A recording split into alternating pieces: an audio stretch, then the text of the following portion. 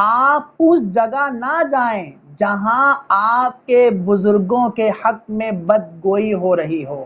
تو ہمیں ایسے لوگوں کی ویڈیو سے بھی پھر بچنا چاہیے جو ہمارے بزرگوں پر لعن طعن کرتے ہیں۔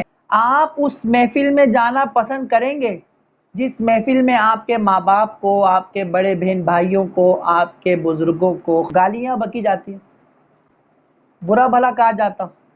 جس محفل میں آپ کے ماں باپ کو گالیاں بکی جاتی ہوں، برا کہا جاتا ہو، تو آپ اس محفل میں جانا پسند کریں گے؟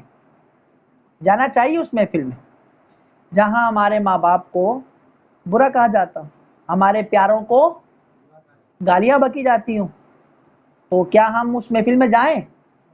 سنو میرے دوستو، بچوں، یہ عشرہ محرم ہے، یہ امن و سکون سے گزر جائے، آپ امن و سکون کا مظاہرہ فرمائیں۔ آپ اس جگہ نہ جائیں جہاں آپ کے بزرگوں کے حق میں بدگوئی ہو رہی ہو۔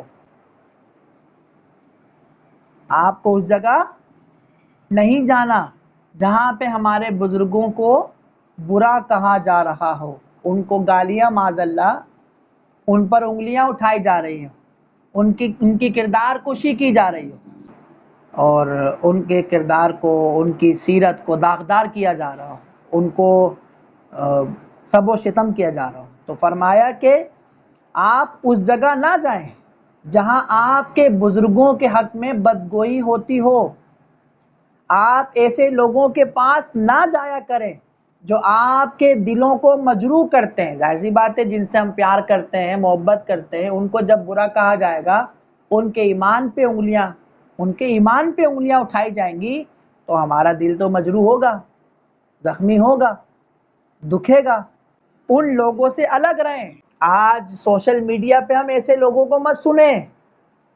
آپ مجلس میں تو نہیں جاتے، ٹائم ہی نہیں ملتا، لوگ دیکھ لیں گے، لوگ پھر آوازیں بھی اٹھائیں گے کہ بھائی کہاں جا رہے ہو تم؟ چلو بھائی تم نے کہا چلو بھائی ہم نہیں جاتے، لیکن آج موبائل آپ کے ہاتھ میں، آپ موبائل پہ سننے لگ جاتے ہو۔ ایسے لوگوں کی صحبت میں آپ ظاہری طور پہ تو نہیں گئے، مگر موبائل کے ذریعے آپ ان لوگوں کی صحبت میں پہنچ گئے، وہ لوگ جو ہمارے بزرگوں کو برا کہتے ہیں۔ تو پھر ایسے لوگوں کی ویڈیو سننا بھی اس میں آ جائے گا۔ تو ہمیں ایسے لوگوں کی ویڈیو سے بھی پھر بچنا چاہیے جو ہمارے بزرگوں پر لعن طعن کرتے ہیں، ٹھیک ہے؟ تو ایسے لوگوں سے پھر ہمیں بچنا چاہیے۔